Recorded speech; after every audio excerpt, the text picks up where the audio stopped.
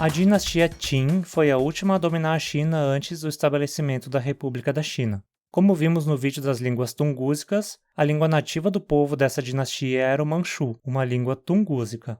Ela acabou condenada ao desaparecimento pelo fato de a dinastia não a ter imposto como língua oficial do império, mantendo a língua da dinastia anterior, a dinastia Ming. Essa dinastia era parte dos povos Han, que possuem o chinês como língua nativa. Mas enquanto o Manchu é uma língua tungúsica, os diferentes idiomas chineses pertencem a uma família completamente diferente, a das línguas sino-tibetanas. Com quase 1,5 bilhão de falantes, as línguas sino-tibetanas formam a segunda família de línguas com mais falantes no mundo, perdendo apenas para as línguas indo-europeias. As línguas sino-tibetanas se classificam em diversos subgrupos. O maior de todos é o das línguas siníticas, que compreende mais de 90% de todos os falantes. Esse grupo inclui basicamente todas as línguas chamadas de chinês, como mandarim, cantonês, xangainês e muitas outras.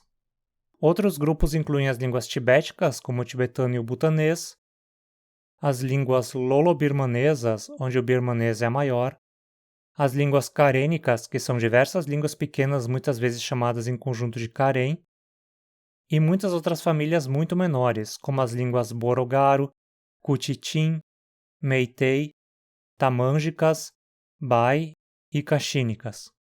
Muitas vezes todas as línguas não siníticas são classificadas num grupo maior chamado tibeto-birmanesas, mas não há consenso se elas formam realmente um grupo natural ou como são as relações internas do grupo. Vamos comparar alguns termos do vocabulário entre 3 línguas dessa família: mandarim, tibetano e birmanês. Cachorro, col, ti, que. Peixe, yu, nha, nga. Água, shui, chu, ye. Fogo, huo, me, mi. Noite, ye.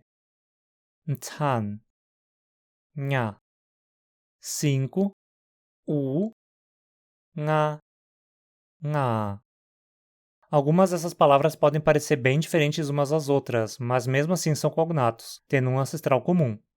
De fato, muitas línguas sino-tibetanas simplificaram demais sua fonologia durante a evolução, o que torna complicado reconhecer de imediato os cognatos. Mas o que é fácil reconhecer é que eu sempre estou aqui trazendo conteúdo novo para você sobre línguas e linguística. Que tal então um apoio para garantir que eu siga produzindo vídeos novos? Você pode se tornar um membro do canal aqui no YouTube e, com isso, ter direito a vários benefícios. Pois bem, a língua ancestral das línguas sino-tibetanas é chamada, obviamente, de proto-sino-tibetano. As estimativas são de que ela seria falada há uns 6.000 anos antes da Era Comum, então uns 8.000 anos atrás. Ela era a princípio uma língua aglutinante com prefixos e sufixos, além de apresentar também flexão de verbos causada por alternância de vozeamento na raiz. Ou seja, uma consoante surda poderia se tornar sonora para indicar algum tipo de conjugação do verbo.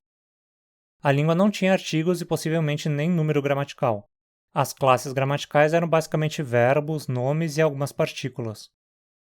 A ordem dos constituintes não é bem clara. É possível que a língua fosse do tipo sujeito-objeto-verbo, porque é a ordem encontrada na maioria das subfamílias.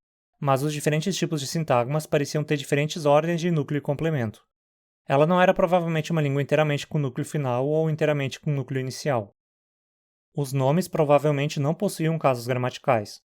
Os verbos, no entanto, possuíam diferentes tipos de afixos, incluindo prefixos para indicar modo causativo ou transformar verbos transitivos em intransitivos, bem como sufixos para nominalizá-los ou transformar verbos intransitivos em transitivos, além de diversos outros.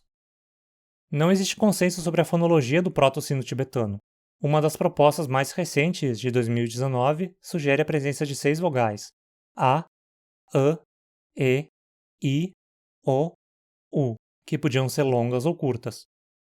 Essa proposta também sugere que as consoantes incluíam 4 nasais, ma, na, nga, ngwa, 6 oclusivas e africadas sonoras, ba, da, za, ga, ga, gua, 7 oclusivas e africadas surdas, pa, ta, tsa, ka, qua, ka, a, uma fricativa, sa, 2 aproximantes, lá e ya, e uma rótica, talvez ra ou ra.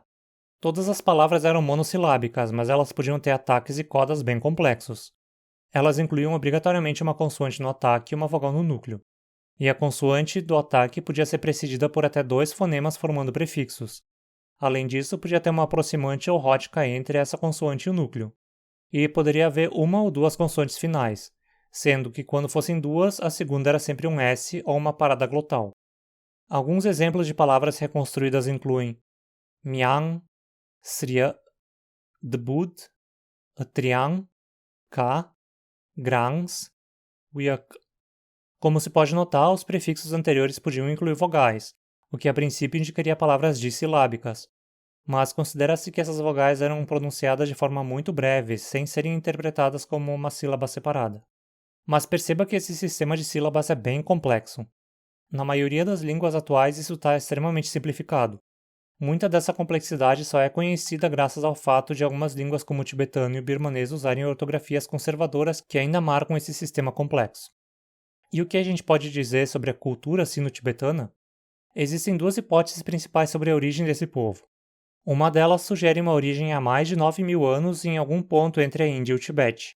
Mas as maiores evidências atuais apontam para outra hipótese, de que a origem seja entre 5.000 e 3.000 anos antes da Era Comum na bacia do Rio Amarelo, na China. A cultura associada a esse local e essa época é conhecida arqueologicamente como cultura Yangshao. E o que se sabe sobre eles é que eles tinham uma agricultura baseada no cultivo de painço e pecuária baseada na criação de porcos. Além disso, eles também tinham cães domesticados. Outros animais domésticos não pareciam ser comuns. A cultura Yangshao também é associada a uma abundante produção de cerâmicas.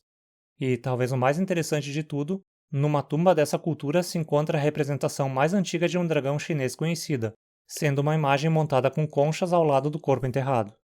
Talvez um dia eu faça um vídeo mostrando mais detalhes sobre o proto-sino-tibetano e como essa língua evoluiu para as línguas modernas. Nisso a gente pode ver as mudanças bruscas que ocorreram ao longo desses milênios e que dificilmente seriam recuperáveis sem registros antigos de algumas dessas línguas.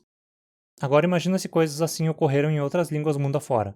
Conseguir traçar parentescos entre elas se torna praticamente impossível se não temos registros dessas mudanças. Se você quer saber quando saem os próximos vídeos de famílias linguísticas ou mais sobre as línguas sino-tibetanas, se inscreva no canal. Além de se tornar um membro aqui pelo YouTube, você pode apoiar o canal pelo Apoia-se se for mais conveniente para você. Se você não tem como se tornar um apoiador regular, ainda pode fazer uma doação espontânea por Pix ou dando um valeu demais aqui no YouTube. Formas de ajudar de graça são com seu engajamento. Deixe sua curtida, comente aí embaixo e compartilhe o vídeo com quem possa se interessar. E talvez você se interesse por algum desses outros vídeos apresentando outras famílias de línguas já resgatadas. Abraços e até mais!